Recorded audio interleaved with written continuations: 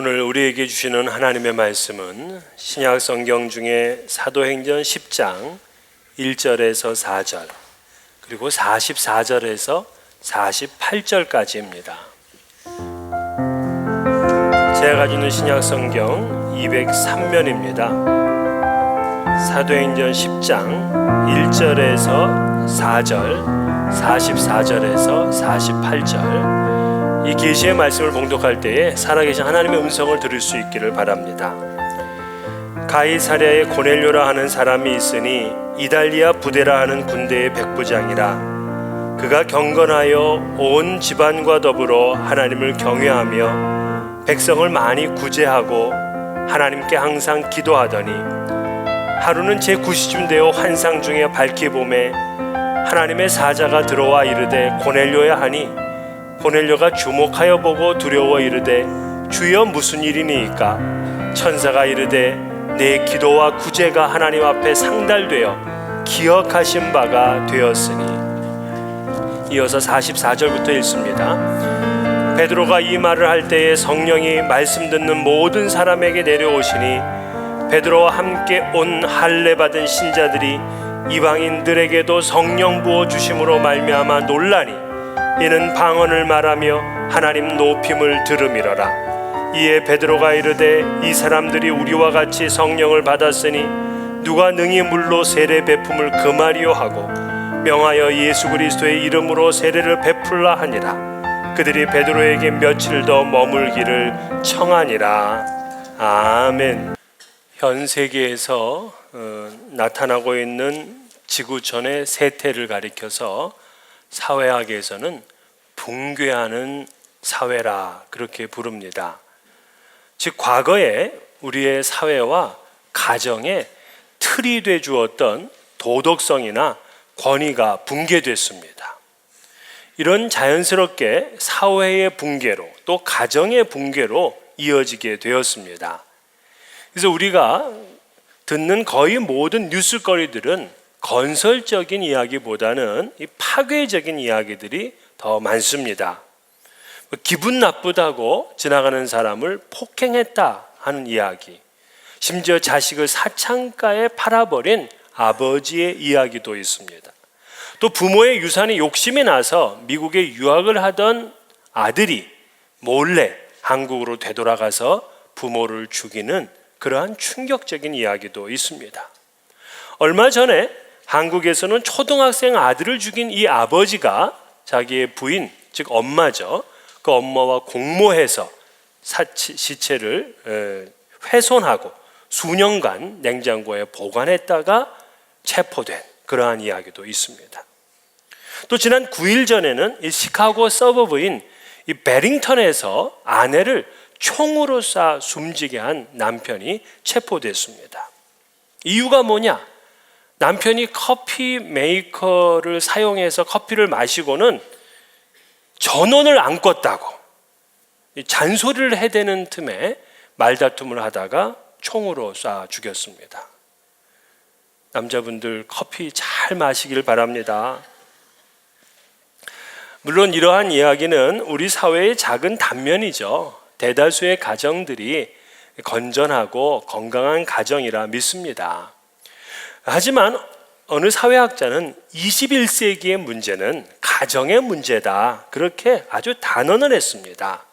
앞으로는 이 가정에서의 소외 현상과 이혼의 증가, 대화의 단절, 가정 폭력, 친족 살해, 자녀 탈선 등등의 악순환이 더욱 거세게 밀어 닥칠 것이다 그렇게 예견을 했습니다. 한 신학교 교수의 글을 보니까 사회가 붕괴되기 이전에 교회의 붕괴가 있었고요. 교회의 붕괴 이전에 가정의 붕괴가 있었다 하는 것을 역사적인 사례를 들어서 이야기를 하는 것을 읽어봤습니다. 지금 교회가 무너지게 되면 그 사회는 무너지게 되어 있는 겁니다. 그런데 그 교회가 무너지기 전에 이미 가정에서부터 붕괴되는 현상이 일어나고 있다 하고 그렇게 밝혔습니다.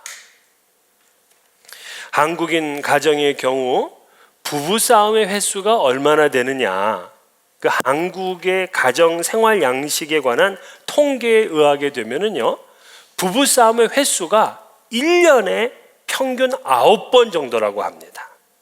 근데 도시 사람들보다 농촌 사람들이 더 싸워요. 도시는 연평균 7.4회, 농촌은 14.9회였어요.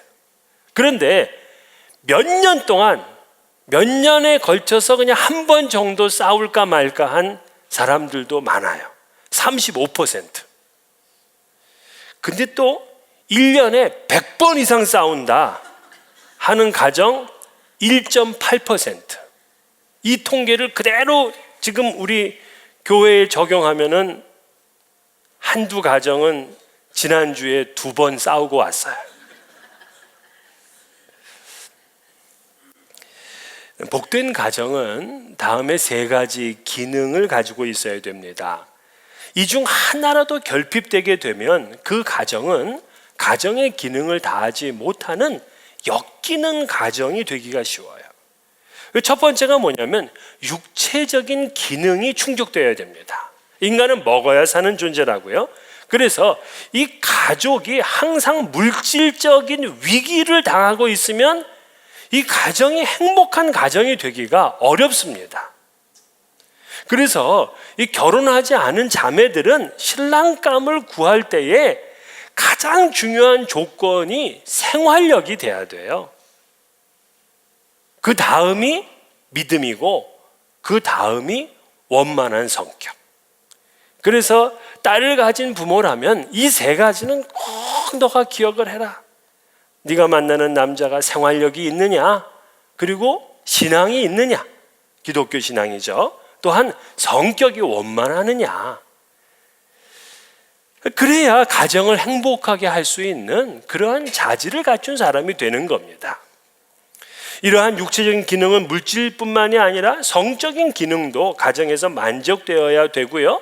또한 그 가정은 가족들에게 휴식을 제공할 수 있는 그러한 곳이어야 됩니다.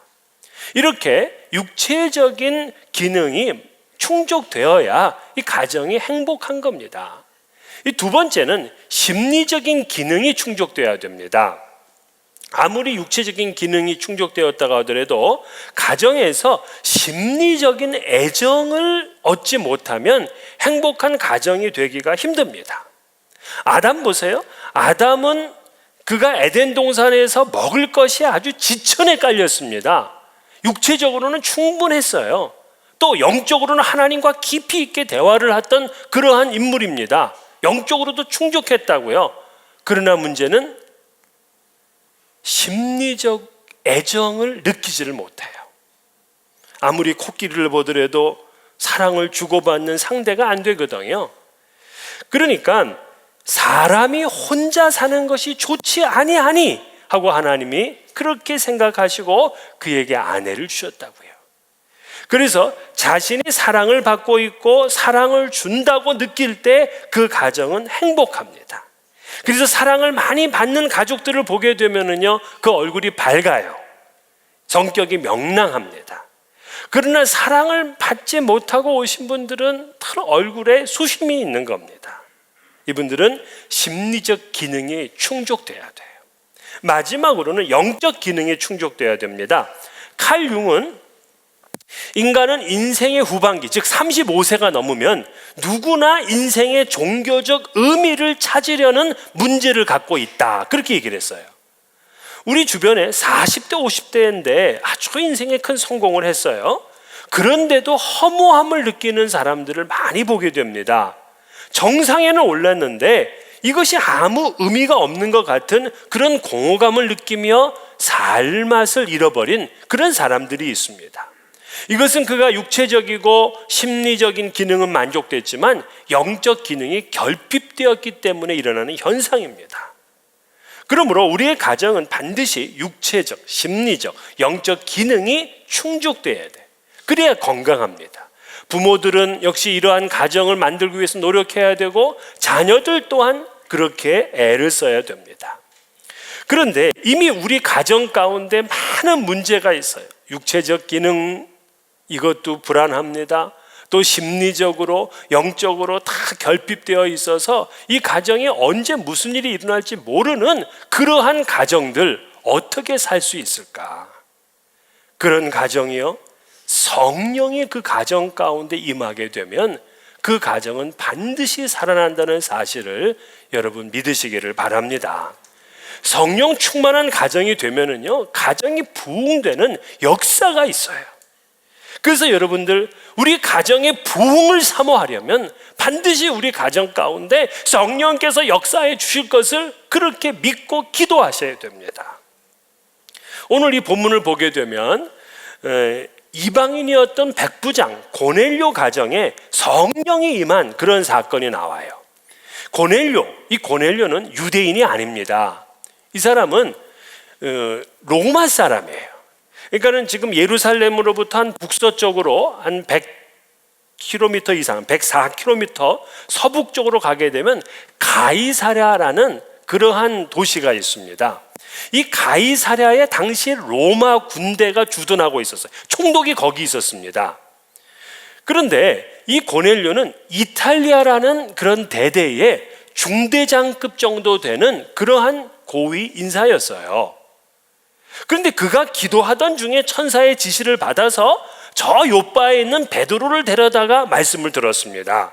근데 말씀을 듣는 순간에 그와 그의 가족과 친구들이 모두 다 성령이 임하였고 그들이 방언을 말하고 하나님을 찬미하는 역사가 나타났습니다. 가정이 부흥된 거죠. 그런데 이것은 단순하게 이 가정의 회심의 이벤트 정도를 얘기하는 게 아니에요.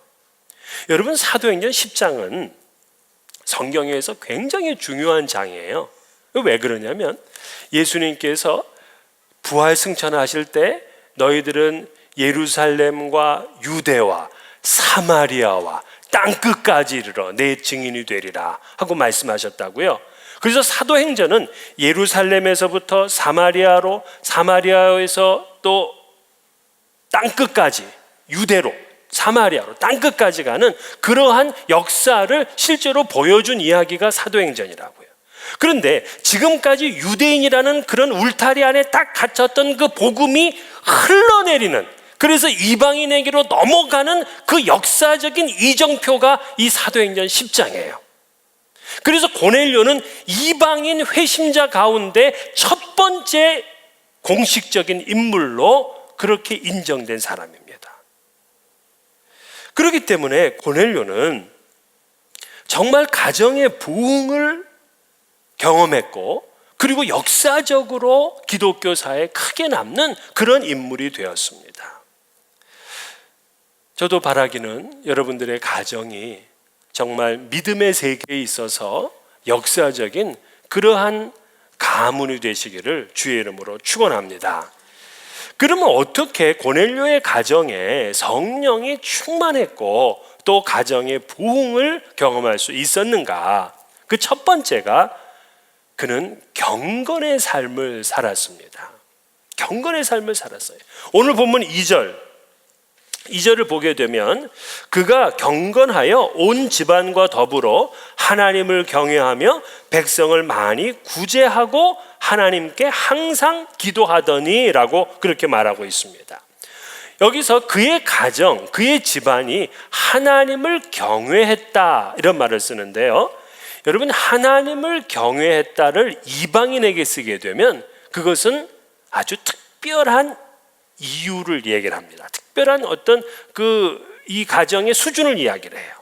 그러니까 이방인에게 하나님을 경외하는 사람이다라고 부르게 되면 이 사람은 유대인으로 개종을 하고 또 회당에 정기적으로 출석을 하는 사람이다, 그런 의미예요. 그러니까 그냥 단순하게 하나님을 잘 믿었던 사람이다 이게 아니라 이 사람은 완전히 로마 사람인데 유대인화된 그런 사람이라고요. 그러니까 이 고넬료는 당시 율법을 철저히 지켰던 그 유대인을 따라서 기도와 구제에 힘썼어요. 유대인들은 반드시 두 가지 해야 돼요. 기도하고 구제하는 것. 이 두 가지를 역시 고넬료가 그렇게 실행한 것입니다. 그러니까 이미 이 고넬료의 가정은 경건의 훈련이 있었어요. 어릴 때부터 여러분 자녀들을 그렇게 경건한 가정에서 자랄 수 있도록 그렇게 만들어야 됩니다. 제가 아는 장로님은요, 자녀가 넷이에요. 자녀가 넷인데 이 자녀가 어릴 때, 그러니까 1월 1일이 되면 전부 다 아이들에게 하나씩 저금통을 줍니다. 돼지 저금통을. 그러면은 이 아이들이 자라면서 거기다 다 이제 저축을 해요. 그럼 1년 동안을 저축하는 거예요. 그래서 12월 25일쯤 되게 되면 전부 다 이제 뜯습니다. 전부 뜯어서 이걸 다 모아. 그런 다음에 이것을 가지고 음식을 장만을 합니다. 음식을 장만하고서는 그 주위에 있는 양로원을 방문을 해. 그리고 1년 동안 아이들에게 악기를 가르쳐가지고 아이들이 다 악기를 연주를 합니다. 그래서 그 양로원에 계신 할아버지 할머니들을 위로하고 또 그분들에게 음식을 제공합니다. 다 이렇게 살았던 장로님 가정이기에 자녀들 4명이 하나도 삐뚤어지지 아니하고 참 믿음도 잘 살고 교회 생활도 잘하고 그리고 하는 일들이 직업들이 다 반듯반듯해요. 하나님의 복을 받은 가정이 됐습니다. 여러분, 아이들은요 부모의 경건성을 배웁니다. 이 고넬료는 말로만 경건한 사람이 아니라 자기의 삶으로 경건을 보여주었어요. 그래서 그가 오늘 오후 3시에 기도하러 갔다 그렇게 말합니다. 자, 유대인의 전통은요 오전 9시에도 기도하고 또 오후 3시에도 기도를 하는 관습이 있다고요. 군대의 백부장이 얼마나 바쁘겠습니까? 그런데도 그는 시간이 없다 하고 기도를 미루지 않았어요. 정해진 시간이 되면은 항상 하나님 앞에 기도하고 또 구제하는 일에 많은 힘을 썼습니다. 그랬더니 기도하던 중에 천사가 나타났어요. 그러면서 뭐라고 4절에 얘기를 하냐면 내 기도와 구제가 하나님 앞에 상달되어 기억하신 바가 되었으니, 이 대목이 부러운 겁니다. 과연 하나님은 나를 어떻게 기억하실까? 나라는 존재는 하나님이 어떻게 기억하실까? 아마 바울은 하나님이 기억하실 때 저 친구는 이방인에게 복음을 전하기 위해서 생명까지 바친 친구야. 마틴 루터나 이 존 칼빈 같은 경우는 종교개혁으로다가 이 세상에 어떤 복음의 빛을 다시금 비추게 한 사람이야. 이렇게 기억하셨을 것입니다. 그런데 나는 하나님이 지금 뭐라고 기억하실까? 우리 그것을 물으며 사는 그러한 인생이 되어야 됩니다. 하나님께서 그 당시 이방인들이 얼마나 많았습니까? 공부를 많이 하고 학식이 높고 또 상당한 권력을 가지고 있고 많은 하인들을 거느리고 있고 뭐 재물이 많았고 수없이 많은 쟁쟁한 이방인들이 있었지만 그 이방인들을 기억하는 것이 아니라 기도와 구제에 힘쓰며 하나님을 경외했던 이 고넬료를 기억을 했어요. 그렇습니다. 바로 우리 가정이 경건성을 회복해야지 성령으로 충만하고 가정의 부흥을 경험하게 되는 거예요. 두 번째, 하나님의 말씀에 순종하였습니다. 즉 그는 경건만 하는 것이 아니라 동시에 하나님의 말씀에 즉각적으로 순종해요. 그가 3시에 하나님의 음성을 듣게 됩니다. 하나님의 음성을 들어요. 이 부분도 부러운 겁니다. 많은 분들이 나는 기도하면서도 하나님의 음성을 못 들어요. 왜 그러느냐? 고넬료처럼 하지 않아. 고넬료는 정기적인 기도 시간을 가졌어요. 꾸준히 기도했어요. 정기적으로 꾸준히 기도하는 사람에게 하나님이 말씀을 해주신다고요. 내한테 하나님이 응답해 주지 않는다, 말씀해 주지 않는다, 그건 이미 나의 삶에 정기적으로 꾸준히 기도하는 그런 생활의 태도가 없기 때문에 그렇습니다. 그런데 하나님께서 천사를 보내어서 뭐라고 말씀하시냐면 5절에 내가 지금 사람들을 요바에 보내어 베드로라 하는 시몬을 청하라 그랬습니다. 이 고넬료는 지금 요바로 가서 사람을 청하라는 거예요. 지금. 여러분 요바가 여기서부터 하루길입니다. 근데 지금 청하래요. 아니 군인이 얼마나 자기 스케줄이 많습니까? 자기가 해야 될 일이 많은데 지금 하라 하는 그 말에 이 고넬료가 즉각 즉각 순종을 했어요. 이때 성령이 임하시는 겁니다. 그 예수님께서 부활 승천하시고 승천했으면 예수님 뭐라 그러시냐면 너희들이 예루살렘을 떠나지 말고 아버지께서 너희에게 약속한 성령을 기다리라 그렇게 말씀했다고요. 이 제자들이 그 말씀을 듣고서 예루살렘을 안 떠났어요. 그리고는 그들이 함께 모여서 기도하였을 때에 성령께서 그들 가운데 임하셨던 것입니다. 성령 충만한 사람은요 말씀에 순종해요. 또 말씀에 순종한 사람은 성령의 충만함을 경험하게 되는 것입니다. 말씀에 순종함이 없이 가정의 부흥을 얻을 수가 없어요. 우리 믿음의 조상인 아브라함 보세요. 이 아브라함의 가정은 참 상처가 많은 가정입니다. 그가 75세의 나이가 되었지만 자식이 없어요. 그 부인인 사라는 오랜 기간 동안 죄스러움과 연민의 시간을 보내야 됐습니다. 근데 그때 하나님께서 말씀으로 임하셨어요. 그는 평범한 사람입니다. 그러나 말씀이 임했을 때에 그 말씀에 순종하는 삶을 결심했을 때에, 그래서 그가 있던 하란을 떠날 때에 그는 믿음의 조상이라는 그러한 대장정의 역사가 시작된 것입니다. 창세기 12장 4절에 이에 아브라함이 여호와의 말씀을 따라갔고 그렇게 얘기를 해요. 자신의 고향도 버려야 돼요. 친척도 아버지 집도 떠나야 됩니다. 그런데도 그대로 말씀에 순종을 했어요. 이것이 가정의 부흥을 이루고 자손이 복을 받는 그런 은혜를 누리는 비결입니다. 노아의 가정도 하나님의 말씀에 순종했기 때문에 그의 가정의 부흥을 이루었고 그는 인류의 제2의 시조가 된 것입니다. 말씀에 순종하는 그런 가장이 또 되셔야 됩니다. 그래야 가정의 부흥을 이루게 되죠. 마지막으로는 이 고넬료는 말씀을 그대로 받아들였어요. 자, 고넬료는 하나님의 말씀에 순종해서 요빠는 지금의 텔아비브입니다. 그곳에 있는 베드로를 청합니다. 근데 베드로도 역시 이 이방인의 가정에 들어가는 것 참 어려운 이야기예요. 유대인들은 이방인의 가정에 들어갈 수가 없게 되어 있습니다. 그런데도 그는 하나님의 말씀이니까 그도 순종해요. 그런데 베드로가 고넬료의 집에서 말씀을 전하는 순간 성령께서 말씀을 듣는 모든 사람들에게 임하였어요. 참 이 광경을 그림으로만 그려도 얼마나 멋있는 광경입니까? 거기 있는 모든 사람들이 성령의 임재를 경험하고 다 방언을 말하면서 하나님을 찬미하는 그런 기적이 일어났습니다. 왜 그러느냐? 고넬료가 말씀을 들을 때에 하나님의 말씀으로 받아들였어요. 여러분, 말씀을 들을 때에 그냥 사람의 말로 받는 것이 아니라 이 말씀이 하나님께서 내게 주신 말씀이다 하는 그러한 마음의 자세로 받아야 역사가 나타난다고요. 사도 바울이 데살로니가 교회를 칭찬한 이유도 바로 거기에 있습니다. 데살로니가 전서 2장 13절 너희가 우리에게 들은 바 하나님의 말씀을 받을 때에 사람의 말로 받지 아니하고 하나님의 말씀으로 받음이니 진실로 그러하도다. 이 말씀이 또한 너희 믿는 자 가운데에서 역사하느니라. 자, 말씀을 들을 때 사람의 말이 아니라 하나님의 말씀으로 들었어요.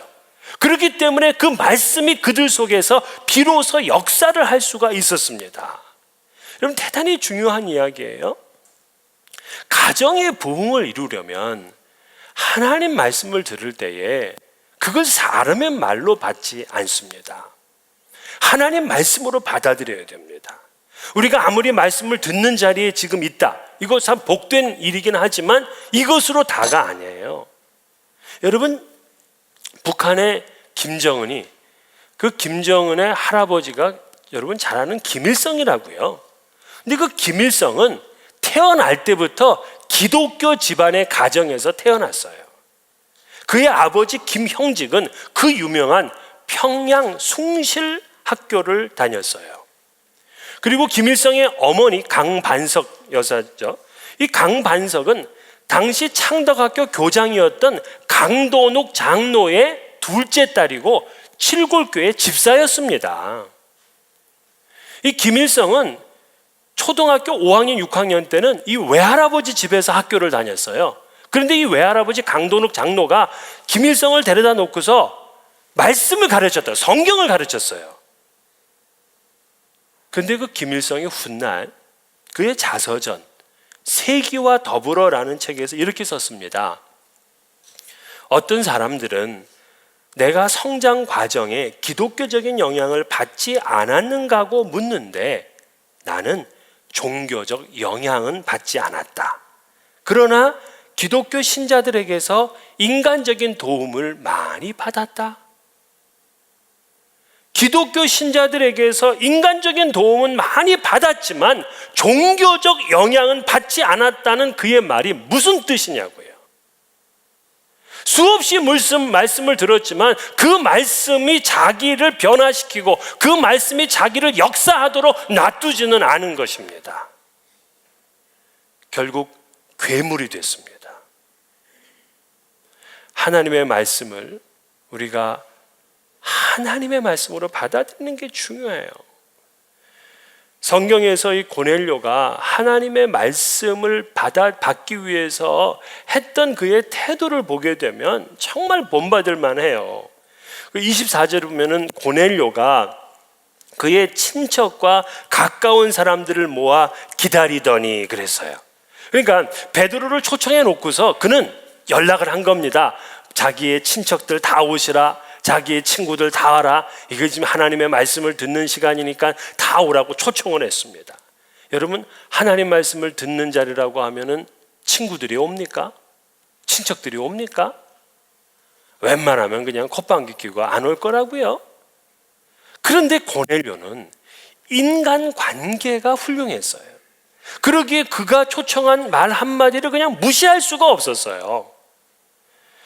여러분, 이 베드로를 데리러 갔던 하인들, 그 하인들이 고넬료라는 주인이 어떤 사람인가를 소개하는 그러한 장면이 나와요. 그게 22절인데 백부장 고넬료는 의인이요 하나님을 경외하는 사람이라 유대 온 족속이 칭찬하더니 그랬어요.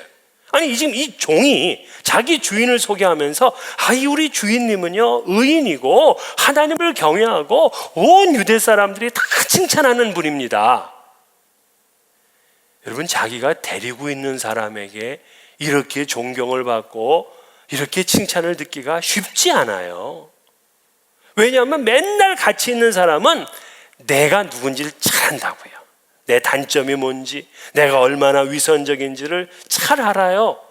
그래서 내가 매일 만나는 그 하인들에게까지 존경받는 것은 참 쉽지가 않습니다. 제가 신학교를 다닐 때 이 목회 실습이라는 과목이 있어요. 이때는 이제 그동안 이제 목회를 아주 크게 성공하셨던 그런 목사님들이 오셔가지고 당신의 이제 목회를 돌아보면서 강의를 해준다고요. 우리는 이제 어떻게 보면은 뭐 지금 막 배우는 사람이니까. 그런데 그때 뭐라고 하느냐? 어떤 목사님이 그러더라고요. 그 교회 목사의 수준은 사찰 집사의 인식에 달려 있다. 그런 말을 하더라고요. 사찰 집사는 다 알아. 이 목사가 기도를 정말 열심히 하는지, 정말 사랑이 많은지, 어떤지를 잘 알고 있다고요. 그래서 목사들은 사찰 집사님한테 잘 보여야 돼. 저는 그걸 일찍부터 들어서 뭐 사찰 집사님 밥도 잘 사주고 뭐 시계도 사주고 막 엄청나게 했어요. 우리가 데리고 있던 사람들에게까지 존경받을 수 있도록 그렇게 우리는 대인관계를 가져야 됩니다. 또 가까운 사람들에게 정말 하나님의 말씀을 듣는 자리로 오라 하고 초청했을 때 그들이 거부할 수 없을 만큼 그러한 영향력을 미치고 살아야 돼요. 고넬료는 일가와 친구들을 갖다가 하나님 말씀 듣자고 초청했을 때 그들이 모두 기쁘게 그 자리에 왔다. 이거 얼마나 놀라운 이야기입니까? 그런데 예수 믿는 사람들이 점점 주변의 사람들을 다 몰아내고 그냥 몇몇 사람들만 친하게 지내는 그런 폐쇄적인 사람들이 됐어요. 여러분, E.M. 패티슨은 정신적으로 건강한 사람이란 20-30명의 사람들과 의미 있는 인간관계를 맺고 있는 사람이라 그렇게 정의했어요. 여기 숫자가 중요해요. 20-30명과 의미 있는 관계, 즉 같이 기쁨을 나누고 같이 아픔을 나누고 그리고 보고 싶고 만나고 싶고 자주 연락하고 이러한 의미 있는 관계, 이런 관계가 20-30명은 되면 그 사람은 정신적으로 건강한 사람이라요. 근데 그런 사람이 4-5명 정도밖에 안 된다 하면 그 사람은 노이로제 증후군에 있는 사람이다 그렇게 말했어요. 여러분, 우리가 성령 충만한데 그의 어떤 정신사회망이 4-5명에 한정되어 있다면 그거는 충만한 게 아니라 노이로제 증후군에 걸려있는 사람이라 그 얘기잖아요. 근데 고넬료는 어때요? 친구와 또 친척과 일가를 모두 청할 정도로 아주 좋은 그런 관계를 맺고 살아가고 있습니다. 그러면서 그들이 하나님의 말씀을 들을 수 있는 자리까지를 마련한 거예요. 얼마나 말씀을 귀하게 여겼으면, 얼마나 말씀을 사모했으면 자기뿐만이 아니라 자기 가족과 친구들에게까지 전부 다 이 말씀을 듣게 하고 싶어 했을까? 또 그가 베드로를 맞이할 때 어땠는지 알아요? 25절에 보게 되면 발 앞에 엎드려 절하니. 아니, 지금 이 사람은 이 식민지를 다스리는 정복 국가의 장교예요.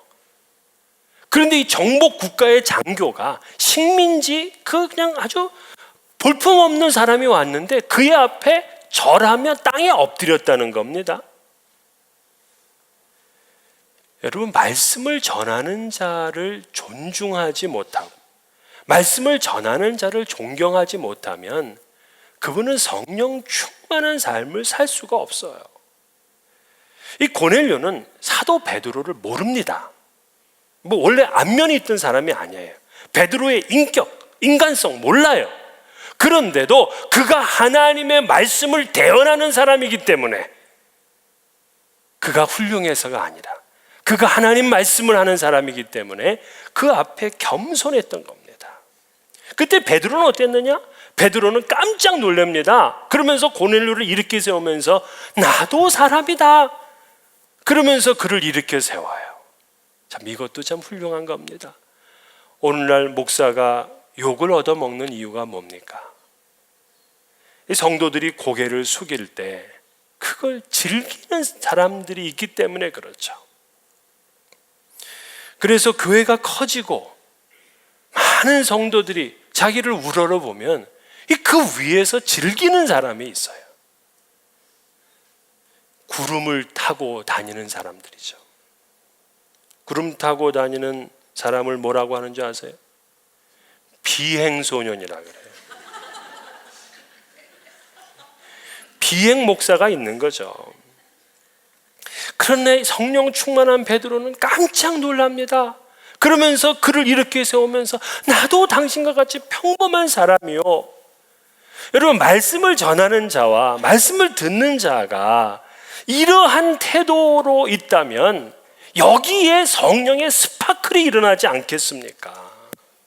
근데 오늘날 많은 교회들이 그렇게 되질 못해요. 성도들은 목사에게 인색합니다. 또 어떤 사람들은 목사에게 무례한 사람이 있어요. 또 목사는 그저 자기가 받을 것만 생각을 합니다. 이러한 교회를 저는 이름하여 찬밥교회다, 저는 그렇게 불러요.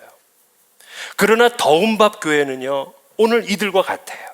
그저 성도들이 목사를 존경하고 사랑해주고 더 섬겨주려고 하고, 목사는 그것이 부끄러워서 모든 것을 내려놓고 포기하고 헌신하고 그렇게 섬겨주는 그러한 목사가 있는 교회, 그 교회가 바로 지금 따끈따끈하게 밥을 해서 먹고 싶은 그런 더운밥 교회예요. 그런 의미에서 본다면 우리 약속의 교회는 찬밥 교회다, 더운밥 교회다.